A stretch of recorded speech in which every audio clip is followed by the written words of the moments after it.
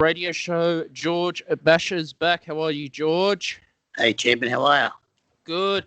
I was watching the movie The Combination. I picked it up from my local library, if you can see that there. Probably can't. I probably got big, but yeah. No, I picked it up in my local library. It was an interesting film that you did. There's 2 combination movies. Is that correct that you've done? That's correct, mate. Combination, the first one I did in 2009. Mm-hmm. And the follow-up was 2018, The Combination Redemption. So 2009, the combo, if you don't know much about it, it created a bit of a stir. It was actually pulled from the cinemas for stupid reasons. More than one, it was an independent film, independent backers, a lot of first-name actors, so it was a lot of new faces. Because I came from the West and it was very hard for me to get into the game, I thought it'd be interesting if I cast and gave people opportunities to chase their dreams. Mm-hmm. This is where I could help, so I thought, and then we did that. And some of the actors that were on there, there was Rahel Rahman, who's gone on to do great things. Firas Durrani, Claire Bump, on to Nashville. That was the first gig she ever done. She'd never done anything before that.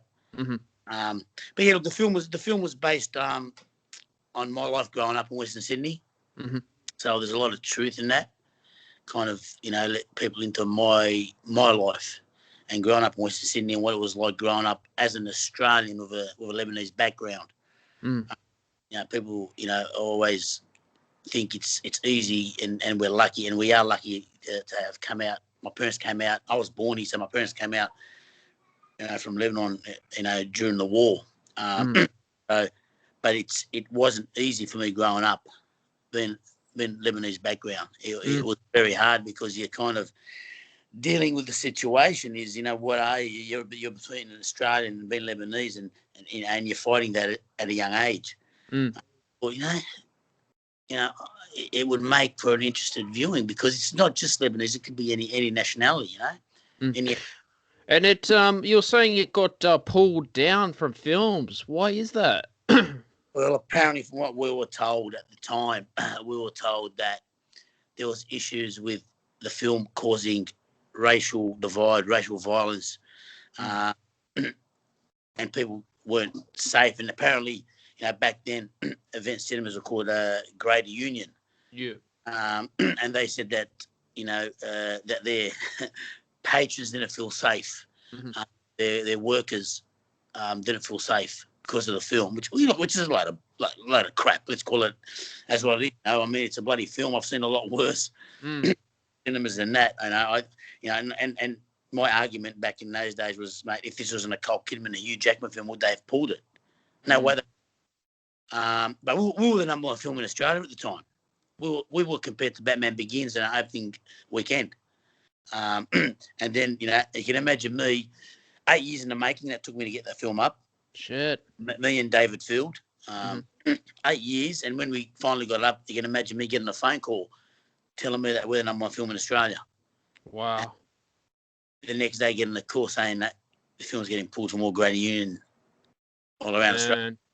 It was, it was a killer. But look, the film went on to gross decently. It would have done, I reckon, double that if it had stayed in the cinemas. They didn't pull it with all the controversy.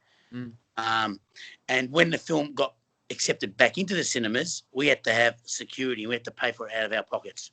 Oh, my God. I don't think it's ever had history in Australia anyway, where filmmakers and our distributor had to pay for security at our screenings. Shit. Because I picked this up in in the library. I did the Combination. It's on Netflix. It's actually shown on Netflix, part 1 and 2. Yeah. So I find that hard to believe that the cinemas pulled it down, and yet the library's got a DVD, which is pretty cool, and Netflix as well. Right, there you go. And the film, and I wrote the film, so the film was pulled. It wasn't pulled. It was promoted by the media as this Western Sydney Lebanese gang film. It's far from a gang film. It's when I wrote it, it's a love story.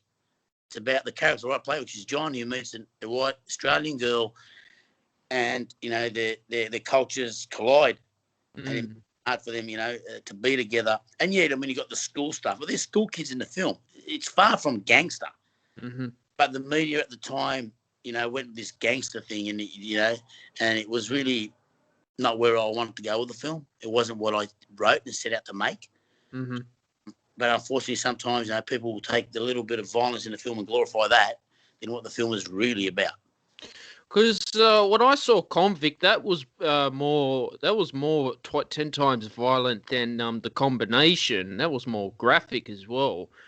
I thought The Combination was pretty good too. Yeah. But yeah, it's a bit weird that they pull it out of the cinemas. That's strange.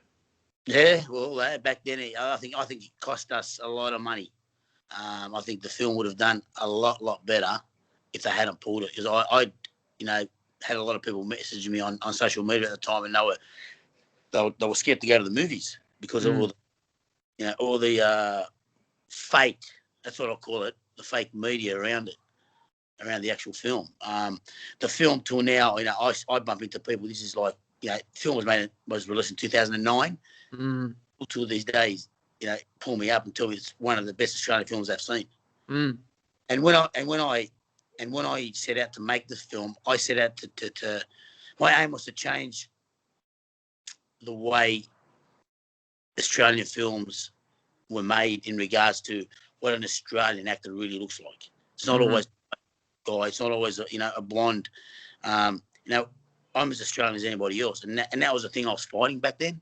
So the film was very important to me because I wanted to be accepted as an Australian, not just when I was growing up, but as a filmmaker. And even when I made the film, they were calling it an Australian Lebanese film. For crying out loud. I mean, we shot the film in Australia. Australian actors, Australian crew. David Field directed it, one of the best Australian actors this country's ever seen. And yet, still, Australian Lebanese film. And I just couldn't, get my head around it. No, it's very interesting. It's got some interesting scenes in it. I think there was one where, was it Faraz was getting in petrol or something because he didn't pay money back. Yeah. And there was this thing, you took money. It gets a bit complicated there. I like the story around it too. A lot of that stuff is based on real stuff. I mean, this is stuff like, the petrol stuff, that's based on a friend of mine years and years ago when I was in my teenager. He got petrol poured on him and he got lit. So, a lot of the stuff in The Combination, some people might see it and think it might be far-fetched. It's not. A lot of that stuff is something I've experienced personally, or I know someone that's experienced it personally.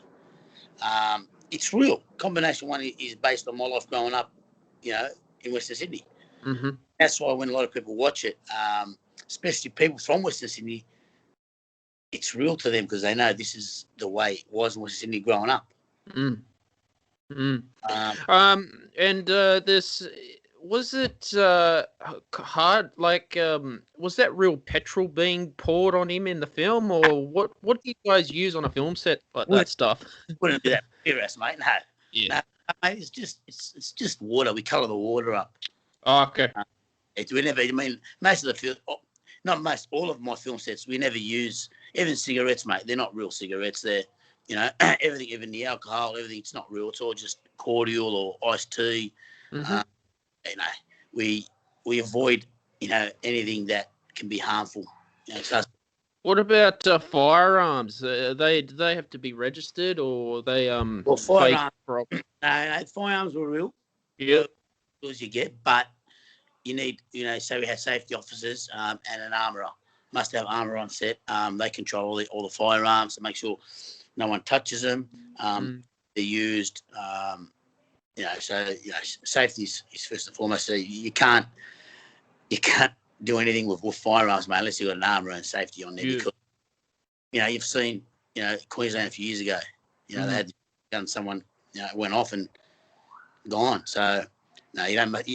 Even knives, mate. You don't muck around. Even if you're using, I know in film, if you're using fake guns, plastic, you need to have an armourer, especially in public areas, because now people see you. Police pull up. told that you're shooting a film. They see a gun, press a gun, mate, they can pull and shoot you. You know, so, you know, it's not a joke when you're using weapons on film. You got to have the right people, the right licensed people, and it costs, but that's part of the game. In America, are they a bit more relaxed around that sort of stuff? Nah, mate, in America, got more money than what I have, mate. They'll probably have 20 armourers. You know, I wish I had that sort of money. But yeah, nah, mate. I don't think I mean, look, in America, you know, bringing up America, Brandon Lee, Bruce Lee's son, or blank on the set of Crow. So I'd say America would be just as, you know, tough when it comes to filmmaking, mate. Everything, you know, safety is a big thing in anything you do. If you're using weapons or stunts, you know, the safety of actors, the stunt people, you can't afford to have any of those, get anyone hurt. You know, it's the last thing you want on your set. And you know, everyone comes home. It's like you go to work, you want them to come home and go home with their family safe. And you know, so yeah, no. But Armory is real guns and blanks. Like, you know, perfect example when we shot The Combination. When you know, Ferris gets shot.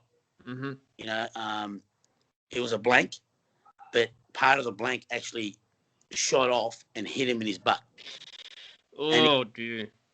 Huge brute. And he was probably about a good 15 metres away from the gun when it fired. So you can imagine if it was something close and it fires and something like that. You know, because when the blanks go off, they're supposed to just go poof into thin air. But sometimes a tip your damage could kill you. That's what killed Brandon Lee. So, and saving hit him. So, you're not supposed to aim the gun at the actor. It's supposed to be always away from the actor. The camera treats all that. But yeah, no, you have to have armory and safety. Yeah. And no, there was a scene, I think it was at the end, where what was the gangster just shot all the door and all that. Are those blanks, or how is that special effects? No, they're not blanks. What we do, we get the door, and they've got this special kind of pellet gun, and they shoot the pellet gun, and the pellet gun gives you the effect of a bullet going to the walls. So yeah, it's like a gun, but it's like a pellet, real metal top, and it's just like a bullet, bang, bang, bang, and you just get that effect. Yeah. Yeah, I've seen that a lot. It was on Underbelly. A lot of films do that too, that sort of special effect as well. It's the same thing, even when you're shooting glass in The Combination Redemption, there's that drive-by when the van cops it. You know, again, you know, we've the armourer and the safety guys have got a bit of explosives in there ready to blow.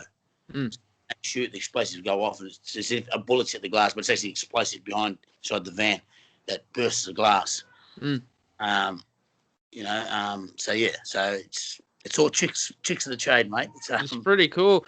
I noticed you had hair in The Combination. Is that you changing style, are you? Yeah, hair and one in Combination Redemption. I lost a bit, you probably tell. Yeah, I've still got hair, but there's got a bit of bald patch. Then I just thought, and I'm shooting a new film in 2 months. We're in pre-production at the moment, and this is a look I'm going with. A bit more beard, but this is grow a bit of facial hair. But yeah, we're just getting ready for a new film. We're about to start filming. That's so cool. You know, when you're getting the you had a main character in The Combination, the parents didn't like your background in it, so there was a bit of tension in that movie too, as well. The one we're talking about, part 1, Combination. Yeah, part 1, The Combination. Yep. You're talking about Sydney's parents. Yeah, and there was a scene of the Cronulla riots too in the movie as well. Yeah. Well, the thing with this is, I remember when I started writing The Combination screenplay in probably 99. So the Cronulla riots had never happened, but my script never changed regarding racism. I'd grown up around it. I copped it all the time. And then when Cronulla riots happened, I had a lot of that stuff in the script prior, except it wasn't Cronulla riots, it was other riots. So when the Cronulla riots happened, we thought, okay. I remember when I gave it to a few people and they read it, I thought, the racism is too much. But when the riots happened, I said to them, is the racism really too much now? No? It was like the script was come to life at Cronulla. So we thought, okay, let's use the Cronulla riots now in the film. And there's one scene which was one of my favourite scenes in the film, is in the gym when the riots come on the television, and then you've got a room full of the boys in the gym, the boxers, and you've got every nationality possible watching this go down. You had these Aboriginal, Greek, white people all in the same room, and they're watching this TV. And I thought, wow, that's what would be going through their mind. These are guys that love each other. Doesn't matter what nationality they are. Watching that. So for me, the film was never about pointing the finger and saying at any race. It was just about right. And you brought up a great point when you say about Sydney's character in The Combination. Her parents don't like me because I'm Lebanese, but the same thing can be said about my mother in the restaurant scene. Is to the other waitress, she's very pretty, but she's not for you. In other words, she's saying she's not for you because she's a white girl. So, it came from both sides in the film, never just from one side. And I think the biggest thing for the character of John, my character, was he was fighting, what is he? Is he Australian or is he Lebanese? Because he's stuck in between these two nationalities. And at the end, we kind of find out, yes, he is Australian. So, that's the hardest thing when you're making films like this. You want to be careful because you're not trying to single out anything. It's never my intention to single out anyone. It's about, getting it out there, getting people to talk about it. Because I think if there's issues in the world, whatever it might be, racism or whatever it might be, the best way is to talk about it. I've seen the Combination twice. I have. I might watch it a third time because there's still stuff I think I missed in it too. It's quite interesting how things are changing all the time. And were you speaking Lebanese in some of the scenes too? Well, Arabic. Yeah. Yeah, it's Arabic. So the translations were Arabic. We just thought that was how I grew up. I grew up at home. My parents migrated to this country, mate. They were in the early 70s, probably in 71, 70, 71. So my parents came and they couldn't speak English. So my dad had to go to TAFE and learn English. My mum had never been to school, even in Lebanon. She doesn't know how to read and write Arabic or English. So when I grew up in my household, they'll speak to me in Arabic because they never knew how to speak English. So I had to speak Arabic back. That's the way, I grew up. I based the Combination on my household. And that's how it was. I spoke English to my brothers and my sister. But when my parents, my dad would sometimes speak English, very broken, but he'd prefer the Arabic. But my mum didn't know how to speak English. I would speak in Arabic with her. Like now, for example, I'm married with kids. My kids don't speak Arabic. They speak English to me. Vice versa. But so the Combination was based on my life and how I grew up. And I wanted it to be real because a lot of migrants around my age and in that era grew up speaking either Greek, Italian, Arabic, Chinese, whatever it might have been, because their parents migrated to an English-speaking country, and most of them, I would say probably 90% of them couldn't speak English. So that was that. Yeah, look, I know a lot of people. Australia had a lot of racism back in those days too. And what you were saying, so all this happened in Western Sydney, did it, George? Yeah, mate, Western Sydney. Shit. That's all I can talk about, mate. Western Sydney. I've grown up born in Para area all my life, so I know the area pretty well. So I've grown up with, I've got mates that have done time, mates that are still in jail, and they weren't bad people, mate. They weren't educated enough, sometimes, and that's the thing about the Combination. Another thing that I really want to send out was a message to the young kids that think, getting involved in any sort of criminal activity, stealing or anything, whatever it might be, gangs, whatever, you don't get a chance. You can have one stuff up in life, mate, and you're done. No second chances.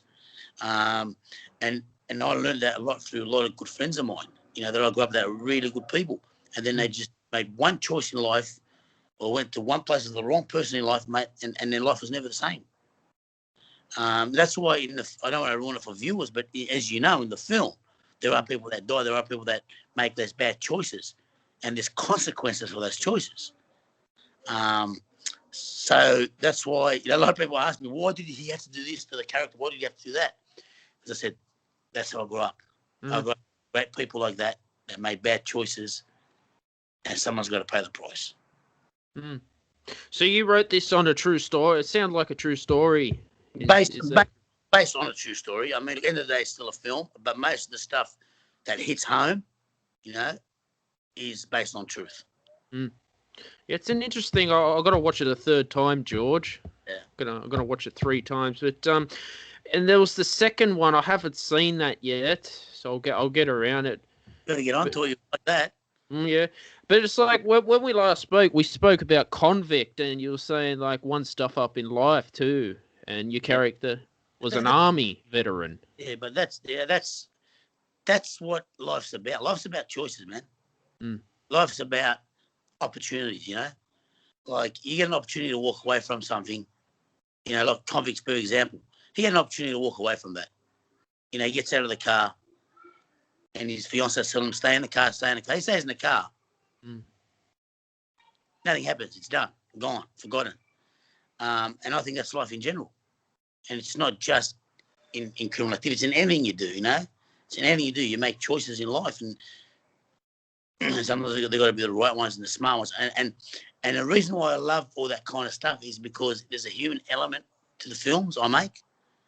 Now, you watch a lot of movies, especially Hollywood these days, and I think they've just lost that human element in their movies, the emotions. I think when I like my audience, when they watch my film, I like them to sit there.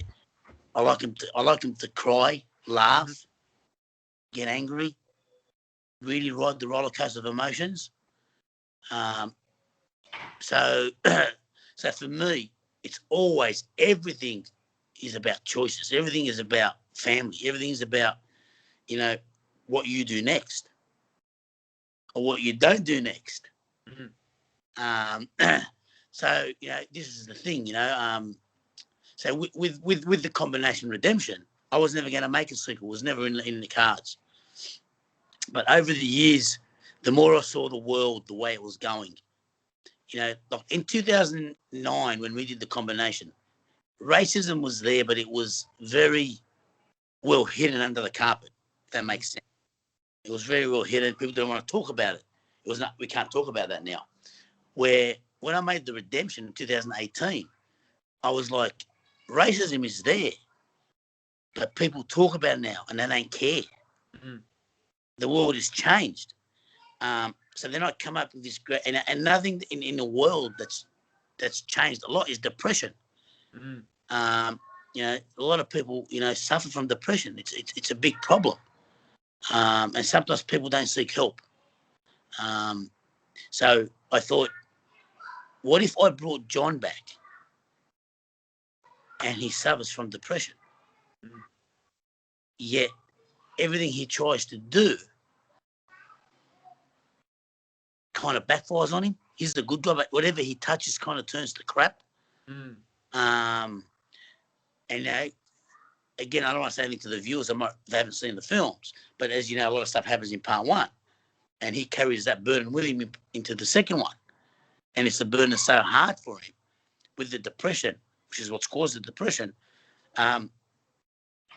And then what was interesting to me as well, because the world, again, all the stuff that's happened overseas, I thought, what if John falls in love with a Muslim girl? So his own race, but a different religion. Would it be different than what happened to him in part 1? So these are the things that really kind of pushed me to make a sequel. And all the this right wing, the Pauline Hanson stuff, all that stuff, Back then, I thought, this is interesting because you know what, like, and it's not an attack on Pauline Hanson by any means. I think she has some, some great things she says and some dumb things she says, but I just think putting, again, the audience in that situation, we can have dialogue and talk about things, about, what's right, what's wrong. And again, that's the way we move forward as a nation. Because it doesn't matter what anyone says. People try to tell me sometimes, there's no racism. Bullshit.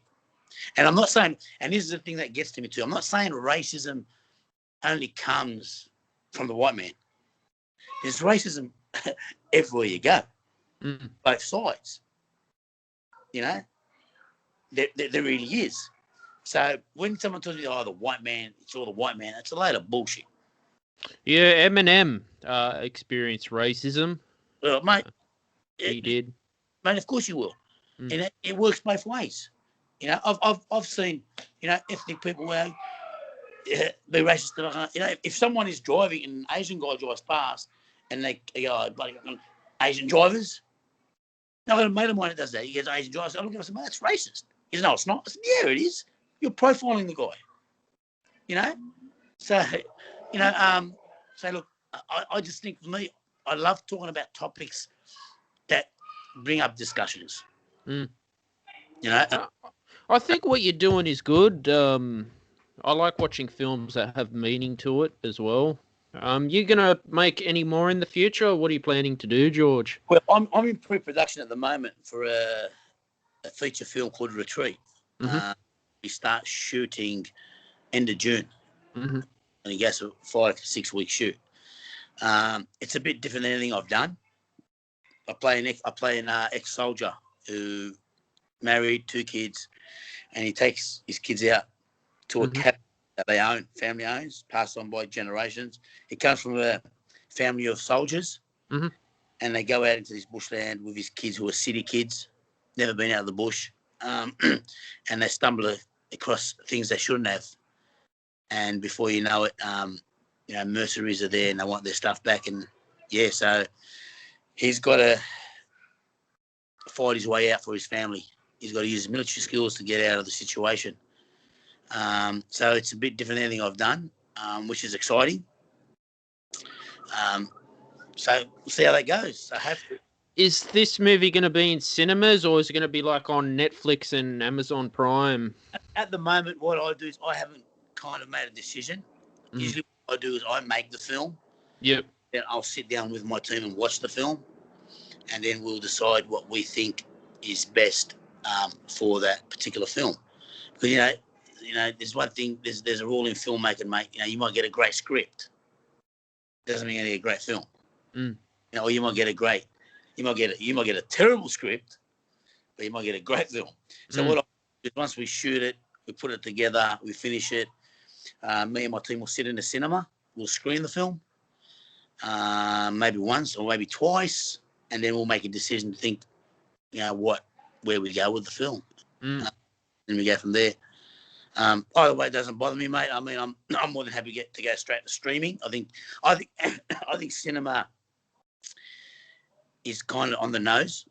It's getting too expensive for families to go to the movies. These days people go to the movies. If you take your family, you're spending nearly a couple of $100 to go watch a film with pop drinks and all that. For $200, probably less, you have Netflix for the whole year. So, now, because the cinemas sort of banned your movie, The Combination, how did Netflix approve it? Because that's quite interesting. Well, because what happened after they banned it, after we had some meetings, and there's a lot of meetings involved, and we spoke to some lawyers, Greater Union actually ended up putting the film back on. So they took the film out for a few days, and after intense negotiations, they put it back on. But the damage was already done. So, because, they knew that they'd made a mistake. It's not a filmmaker's job to make their employees to feel safe. That's ridiculous. That's their job. So, but anyway, that happened. We made, Convict after The Combination, and that got theatrical release. And then we did The Combination Redemption, and we had 52 screens, around the country for it. Mhm. So, and event cinemas took it. So, that's water under the bridge, mate. That was, back in 2009. Times have changed.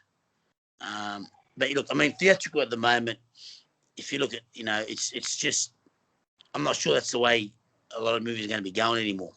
Maybe the big $100 million productions, Hollywood blockbusters will.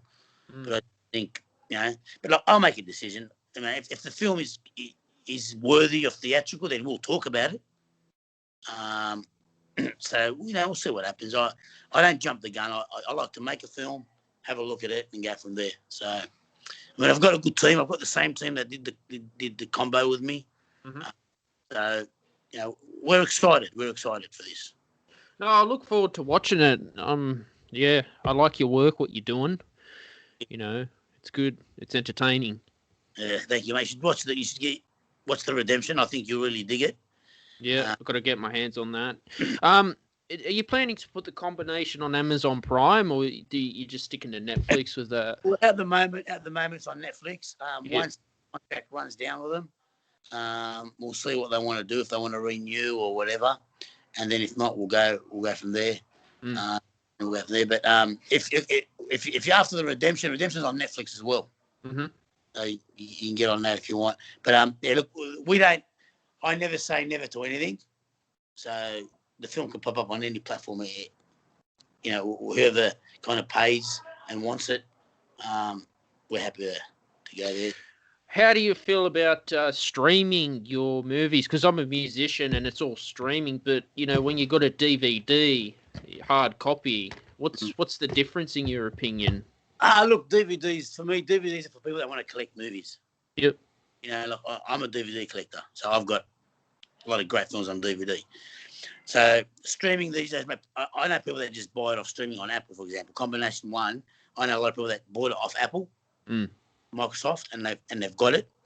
But I'm old school. That's the difference. If you're old school like me, like a dinosaur, you kind of like to feel it. Mm-hmm. But it's for people that collect. That's all it's for. If you like to collect it, then DVD. Do you find the royalties are better when you get DVD sales versus like streaming? Streaming.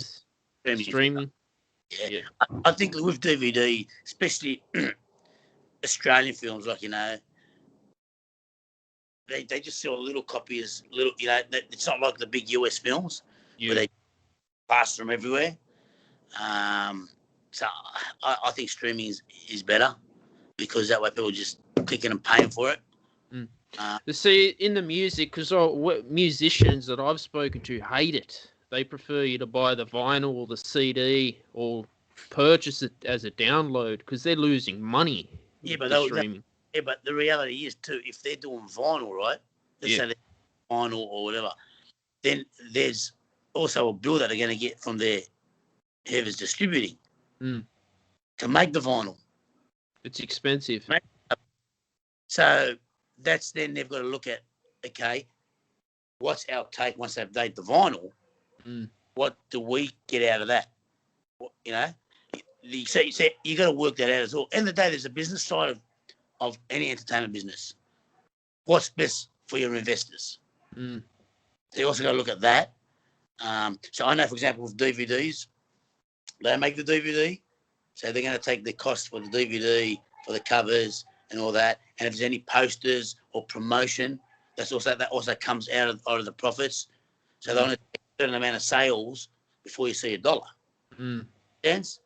Where if you go to straight, for example, if I go straight to streaming for my movie, then I'm making a cut of that movie straight off the bat. The reason why I asked you, do Netflix pay you properly?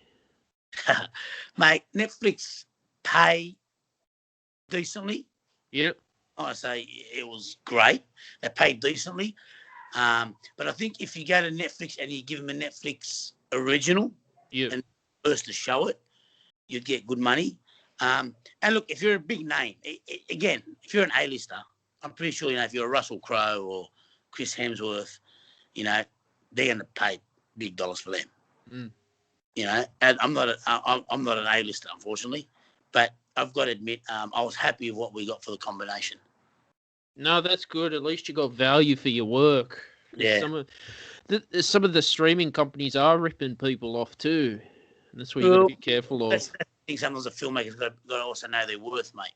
Mm. So there's the problem. A lot of filmmakers out there, they're just happy to get their film on Netflix. It doesn't matter for how much it is. But, mate, there's plenty of ways you can get your film out there. You know, because at the end of the day, you've got people that have invested in your film. Mm. You know, you got to try your best to get them at least their money back, and then try to make them some sort of profit. You know, I know filmmakers that forewall their own movies, and they make a good dollar. I did a bit of that with Convict. Mm-hmm. When we couldn't get Parramatta for whatever reason. I want to give us Parramatta cinemas, and I've got a huge following in Western Sydney.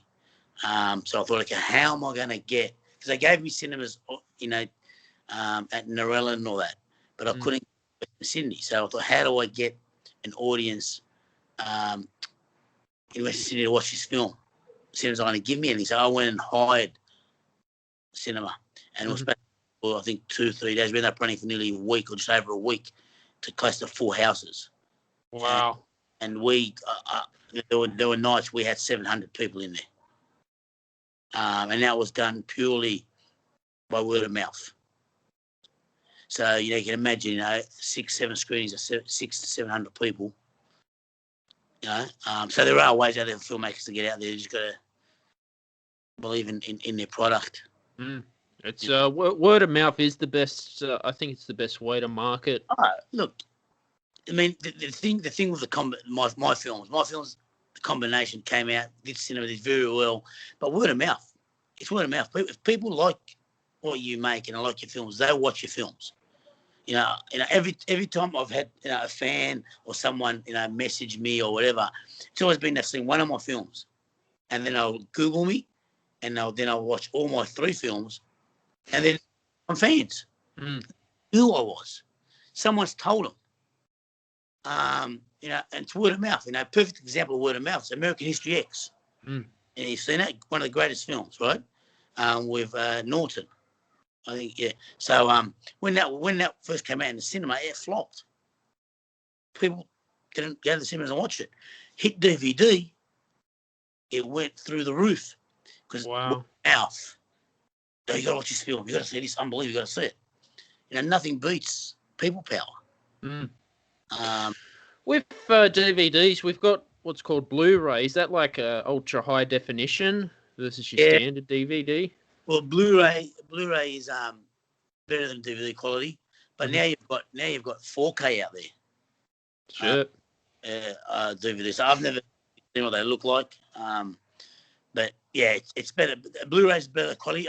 Convict was on Blu-ray, and I remember, to me, they look the same, but I'm not into all the picture quality kind of thing. So, but no, it's better quality, better sound. But again, to have Blu-ray, you got to have a Blu-ray DVD. You have to have the right TV, the right surround sound. It's going to cost you more money. It's not just about Blu-ray and whacking it on. You got to have the right TV as well to get money. When you're on set, are you very fussy with light as a director? I'm very fussy with lighting. Is a big part of your film. You know what your scene is going to look like. So yeah, I am very fussy. But luckily I've got a very good DOP who's also more fussier than I am. Now I'm fussy with even with sound. A lot of filmmakers, especially in the US, don't really give a shit about sound. They go back in, they do ADR. As a sound person, you know what that is, ADR. They just retape everything, re-record all the dialogue. I haven't heard of ADR, but that's an interesting one. So what ADR is? I'm talking to you right now. If I was in a scene, say sound doesn't pick up my sound too well, or there's some noise in the background that I can't get rid of, or it's not clear, we go into a studio and big screen up. I'll watch myself playing that scene, and I'll redo the dialogue in an enclosed room to get really good sound. What about when you were editing The Combination and Convict? Did you have editors doing that for you, or was that done by yourself? No, I've got editors. Yep. But we are in there. We let the editor go. Well, we had for the combination. One, we had Ken Sellos. Mm-hmm. He's one of the well-known editors in this country. And then we did Convict. We did it with a guy called Mick Grucci, who was assistant on the combination as an editor. Mm-hmm. And then Redemption was done by this lady. Her name was Shelley. So for every film I've made, I've had different editors. But we always sit through the process. So I always sit through the process of the editing. If it's something I don't, I'll bring it up and I'll say, okay, let's have a look what we got. That's the fun part. If you want to lose your hair like me, fun part, mate. But no, yeah, it's interesting, especially because when you don't have, I do my films. I don't have a huge budget, so it makes things really hard because you're moving that quick on set. You're shooting. Usually you can shoot a feature film's a shot anywhere between 6 weeks to 12 weeks. Mm. We shot the combination one, in 20 days. 20 days? The whole movie in 20 days? Shot the film in 20 days. Shit. We shot Convict in 19 days. God. So when I say that to you, it means we are working faster than TV because we don't have the budget to work any slower. Mm-hmm. Actors are doing 2 takes if they're lucky, 3 takes if they're extra lucky, and then we're moving on. And we've got no choice. That's what we have to use in the film. So even if there's a stuff up, will you have to retake that again? Or if there's a stuff up that's pretty bad, and yeah, we will. We have to retake it. But most of the time, we're well prepared. The actors I employ are very well prepared, very professional. So we know when we get on set, what we need to do. So we get it done, mate. And we've done it 3 times now. So we're about to do it the 4th time. So because in Convict you were pushing a 16-hour day, were you on set? No, mate. I'd say we're probably hitting 12 max, 12-hour day, 12-hour days. Now we try to stick to 10. Mm-hmm. There'd be odd days where we might go, 11 or 12. But I aim is I try not to overwork the crew because you kind of want to keep them fresh for the next day. So if you go too long, you just overwork them and they become tired and you're not thinking straight. So we try to keep them pretty fresh. We don't shoot weekends, so we give them weekends off. Mm-hmm. So go see the family, refresh, and come back Monday and go again. So if you were in Hollywood, would they be shooting a 12, 16-hour day? And if I was in Hollywood, I'd have a lot more money, and I'd be shooting probably 10-hour days, mate. I wouldn't have 12-hour days. I have a lot more money. I'd be shooting, for example, the combination. I'll shoot that over 10 weeks. Mm-hmm. So you can imagine what I'll do with that sort of money. You're talking straight away. You're talking, different, more cameras. You're talking more, equipment, more lighting. Mm-hmm. The shots you'd get will be unbelievable. So yeah, I mean, it's a whole different ball game. So to me, I laugh when people try to compare, independent, especially Australian films to the Hollywood films. I mean, mate, let them do what we do. Let them do. They're doing. These Hollywood films are doing something like 20, 30 takes on one scene. Jesus Christ.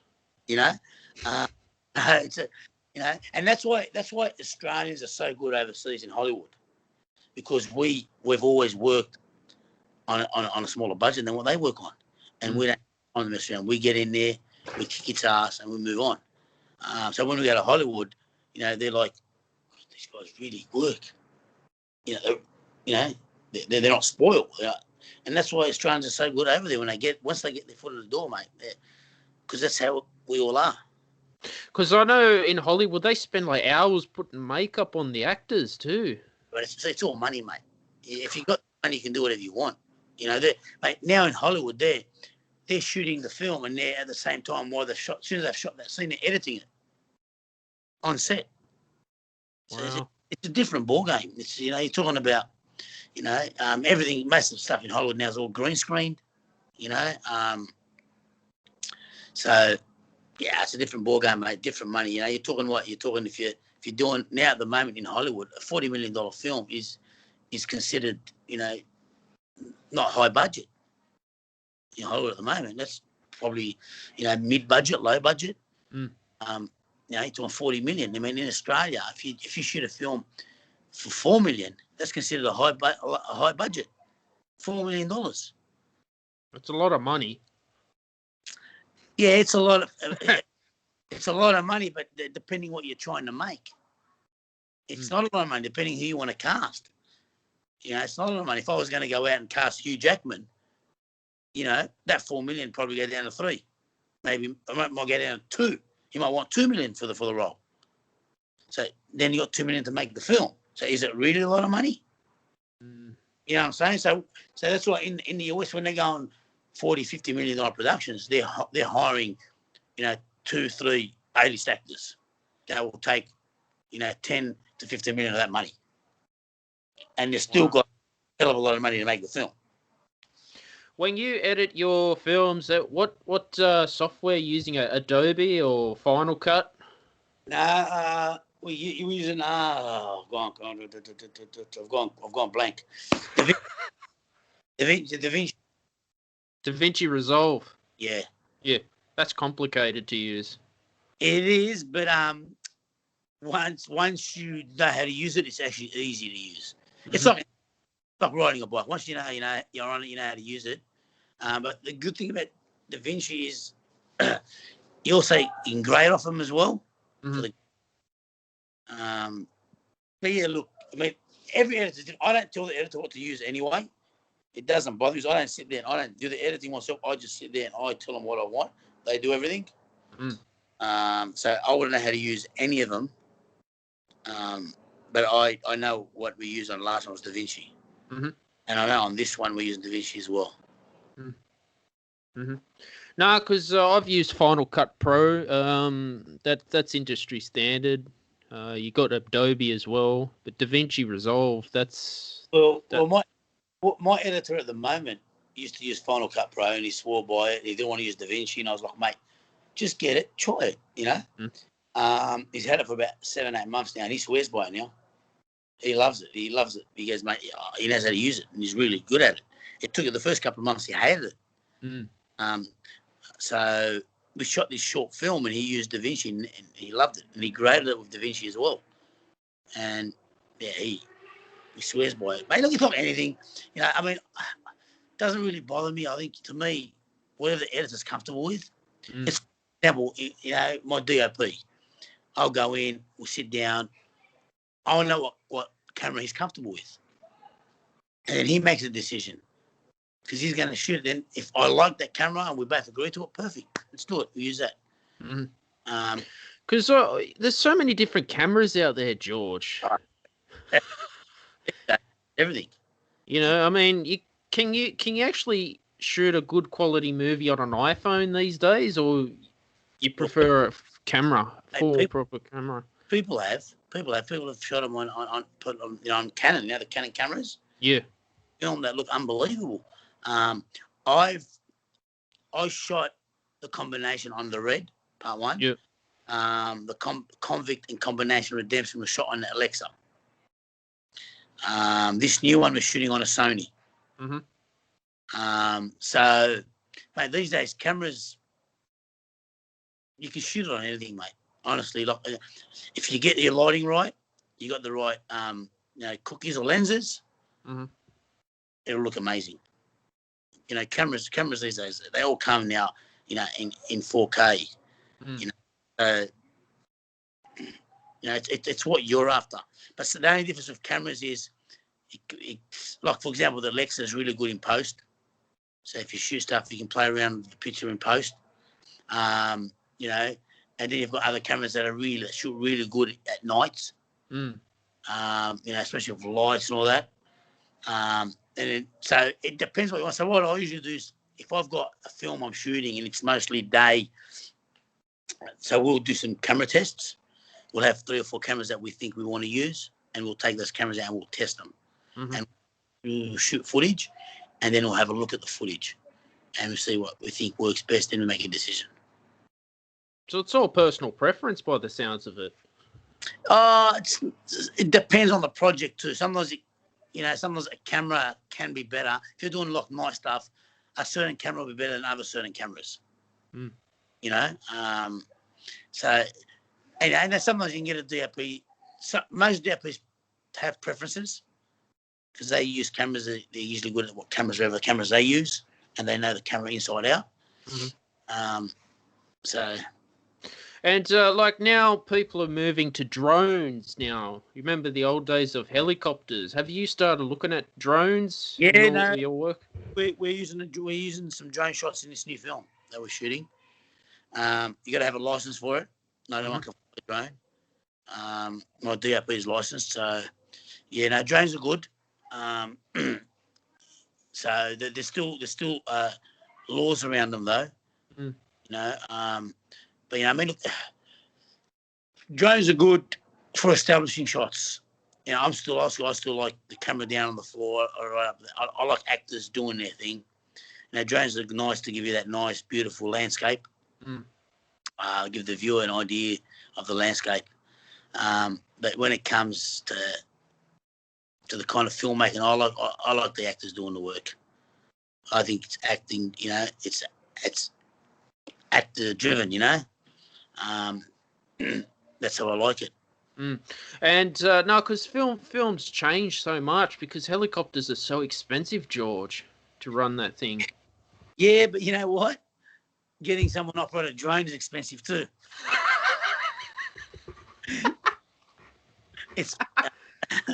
But yeah, look, it's changed a lot. I mean, everything, even with the Ronins, these days you can get a Ronin, you can put a camera on there and you can run and the thing won't shake. So technology is changing all the time. Every year something comes out. Every year there's a new camera. Every year some new gadget comes out that you can use in filmmaking. So, and it's not going to stop anytime soon. Technology is always changing, always advancing. And it's made it easier for filmmakers go out like me to be able to go out and make films because you're not having to go out and get, the real expensive stuff, which mind you, I did on the last 3 projects. The Alexa is one of the best cameras going around. So I'm a big believer, put all your money in production and get it on the screen. But yeah, mate, I got a friend of mine who just shot on a 7,000. He went and bought a $7,000 camera, a Blackmagic, and he shot a film, and it looks amazing. See some of that, it looks amazing. I want to know what kind of camera it was that was shot on by looking at the pictures. So yeah, it's changing all the time. It's amazing what's coming out too every year. Yeah, you got to stay on top of it. You got to stay on top of it all the time. You got to learn. What about GoPros? Are you looking at using any GoPros in the future? We might in this new film because there's some water scenes in it. Actually, there's a big fight scene in water. So we might look at using it GoPro in that. So again, I'll sit down with my DOP and we discuss it and we think, what do we want to use? Which are we going to go with it? So in the Convict, you did when we last spoke, you were doing all your own stunts and you hurt your ankle. Is that correct? Convict, I hurt more than my ankle. I hurt hurt my back, hurt my lower back. There's a scene where they picked me up in that wood shop and they smashed me on that table. I don't know if you remember it. Bruce picked me up and they slammed me. And when we were doing in the rehearsing, I didn't know that that table was still this thick. I never knew. So the first time they picked me up and we were filming, and they've just slammed me really hard. Mate, when your body kind of hits and you just feel like your bones just stopped there, but your body's kind of shaking. Right? And we had to do that like 5 times. Oh, gee. All the actors. Because the last thing I wanted, because it was a close shot, real close up on them, is I didn't want them to take it easy on me. So I didn't want them to start worrying, putting me down easy. Because, camera will pick up everything. So I copped about another 4 or 5 of those. The next morning, I couldn't get out of bed. Mm. And I'm like, what was going on? I said, my back, I can't move. And I had to be on set, in 2 hours. And we're doing another big fight scene. And I was like, I think the production's going to stop. So then my wife helped me get out of the bed. She filled up the bath, hot water, sat in hot water for a bit. Kind of started feeling the muscles come back in, Mm. So I thought, okay, got out, showered, went outside to the backyard, grabbed my skipping rope, did a bit of skipping, bit of spunk. Felt good. Went to set, continued filming. So you didn't go take any painkillers? Nah, I don't take any of that stuff, mate. You cop part of making films like I do. The films I make, there's action in it, drama with action, and you got to take some hits. Because Richard Green, he had pneumonia, didn't he? Yeah. I think we all did, mate. We were doing our shower scenes, and it was in the middle of winter in Parramatta Jail, and it was cold water coming out of the shower heads. We didn't have any hot water, and we were freezing. If you look carefully, I'm going to see, you can see my nipple is that hard because I was freezing. So what they had for us was they had big buckets of hot water. So as soon as they called cut, we'll jump into the hot water and have blankets put over us because we were like, oh my God. So yeah, mate, it was he copped it pretty bad, Richie. Copped it pretty bad. Yeah. Oh my God. Because most actors, they got their own stuntmen that do all that stuff. Yeah. Again, mate. And, and again, too, you know what? I prefer to do my own stunts. You film about the makers. This film's full of action. I'm going to do all my own stunts, and I know I'm going to cop a few. I know I'm going to. Are you a trained stuntman, or are you just doing it? Mate, I'm not a trained. I used to do a lot of fighting when I was younger. So I've done boxing, martial arts, kung fu. I've done it all. So I kind of know how to fall, how to do all that stuff. So I'm not licensed, but I do my own. But we have safety officers on set and stunt guys on set that look over everything. Look, I always have, me and the stunt guys always like, no, mate, you can't do that. I'm going to do it. No, you can't. I make it happen. I'm going to do it. So let's train to do it. You're crazy. But I mean, this is the thing. If it's like, if you're shooting a fight scene, you got to be willing to take a hit because you know what's going to happen. You're going to accidentally get hit. You're throwing that many punches. When you watch The Redemption, there's a big boxing scene in it. Were you really actually boxing hard in that scene? Yeah, mate. I copped a black eye. You were boxing. Shit. Action 1. That guy's name is Tony Weeby. He's an ex-professional boxer. So this guy was the real deal, and he caught me with I think it was a jab, a really good jab, and my eye, I couldn't see out of it anymore. It blew up, and I remember David Field directed. He was going off, saying, "I don't care what you got to do, get his eye down. His eye's got to go down. It was starting to pop right up. I couldn't see out of it. So we had a nurse, and she was just massaging the eye to bring it down, because that was only the 3rd or 4th day of the shoot. Oh, good. Because the film isn't shot in order. So if you look carefully through the combination, there are scenes. I've got makeup. I had a black eye for 2 weeks of that shoot. They had to cover my black eye with makeup. In the combination Redemption, I do have this fight scene with George Basha Jr. He's fighting for the title in a few weeks. He's the real deal. And he caught me with a hit. And I've seen it coming, mind you, but I knew the camera was right there. So I was like, I have to take this hit. And they don't tickle. But I think that's part of the game. How many ounce boxing gloves were you using? Oh, good question, mate. I can't remember, mate. I really, that's in my memory. I can't remember. That was a real real boxing gloves. Because isn't the lighter they are, they hit you harder too? Or the more ounce they are, the softer the hit? When you get hit by George Basha Jr., don't matter what gloves you got. Okay? You know, like you're going to get hurt. But look, I mean, you know, some of the stuff we choreograph, some of the stuff we don't. Some of the stuff I go and I say, let's just spar. And we'll shoot a good 1 or 2 minutes of just sparring. Not rehearsed, just sparring. And most of the time with boxers, mate, they're good. They can hit you enough to not to hurt you. You know, they're trained that way. And then the odd time, you know, human mistake, you get hit, and you just soldier on. You mentioned, are you involved with MMA as well? No, mate. Have you ever had an interest in mixed martial arts? Well, I watch it.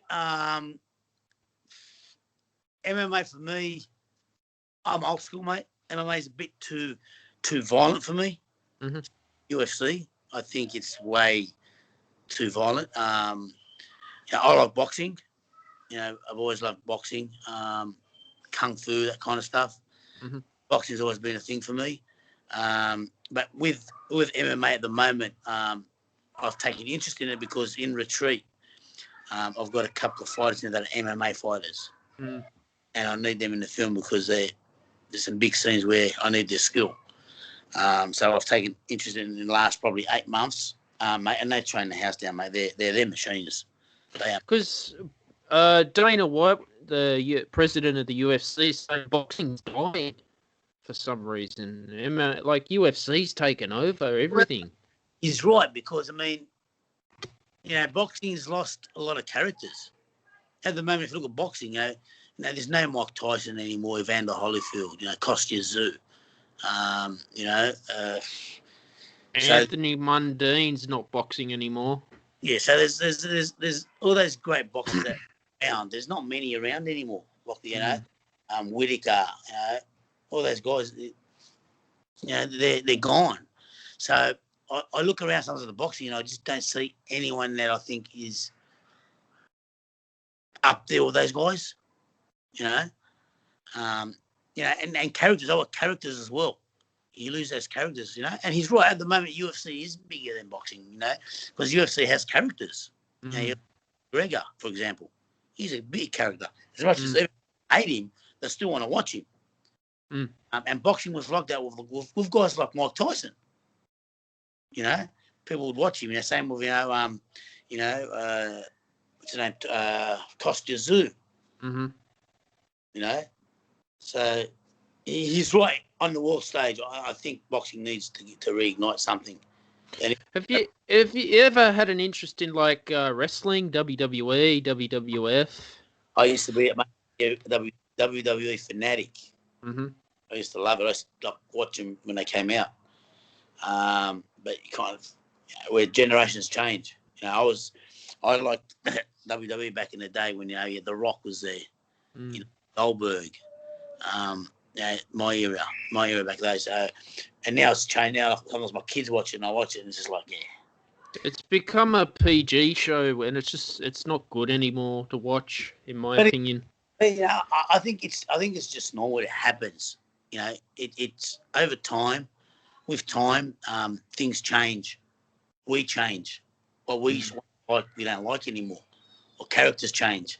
You know, it's like you speak to anyone. If I speak to someone older than me, they'll tell me, "Oh, back in their days, it was much better." People were so much better. They were so cool. They were better wrestlers. You know. Then I'll say the same thing to my kid. Then my kid's gonna say the same thing to his kid. And I think that's all it is. It's just change. Well, there was a time Mick Foley got thrown off the Hell in a Cell by the Undertaker, literally. Yeah. Fuck. You know, those wrestlers, for example, you know, Mike Foley, all those guys. You know, they were characters. You know, Andre the Giant. You know, Hulk Hogan. You know, that's, you know, who I grew up around. You know, people tell me now, for example, like, you know, Dwayne Johnson, action star. I always argue. I said, no, he's not. He's not as good as the ones in the 80s and 90s. You know, Stallone and Schwarzenegger, and, you know, and the new generation said, no, you know, That's evolution. Mm. It happens. If I speak to my dad would be telling me, like, Burt Lancaster, those guys, John Wayne. So that's just the way it is. Yeah, George, thanks for coming on the show today. Really appreciate it. Where can people find you on social media? Mate, I've got a Instagram, George Basha Official. Facebook, George Basha. That's about it. I don't have too many others, mate. They're the two. Awesome.